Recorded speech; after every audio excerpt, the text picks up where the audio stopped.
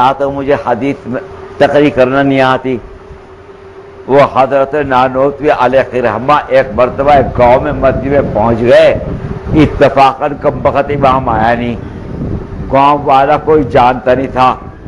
نماز کا وقت ہو گیا تو گاؤں والوں نے حضرت کے چہرے موڑے کو دیکھ کے کہا کہ چل نماز پڑھا دے. نماز حضرت نے کہا کہ مجھے نماز پڑھانے نہیں آتی. میرا بن رہا کیوں اپنے آپ کو. حضرت کو زبردستی مسلح پہ کھڑا کر دیا. اب حضرت سے کوئی اس دن اتفاقاً غلطی ہو گئی. گاؤں والے کہنے لگے جاوے تیرا ناس ہو جا, ہماری نماز بھی تو کی بھی تو نے پیڑ مٹا دی. حضرت نے فرمایا کہ میں نے تو پہلے ہی کہا تھا مجھے نماز پڑھانے نہیں آتی. تو ایک والے نے کہا کہ تو چپڑ چپڑ بھی کر رہا. ایک مکم مارا حضرت کا دبا کے نکل.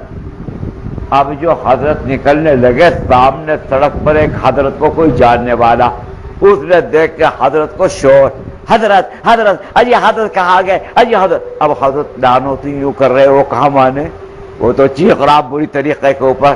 تو باہر نکل کے کہنے لگے کون حضرت ہے تھوڑا. انہوں نے کہا کہ تم نہیں جانتے. یوں کہ ہم تو نہیں جانتے. یوں کہ مولانا قاسم نانوتوی جنہوں نے دارالعلوم کا مدرسہ بنایا, تیرا تھوڑا مدرسہ بناتے پھر نماز پڑھانی نہیں آتی تھے.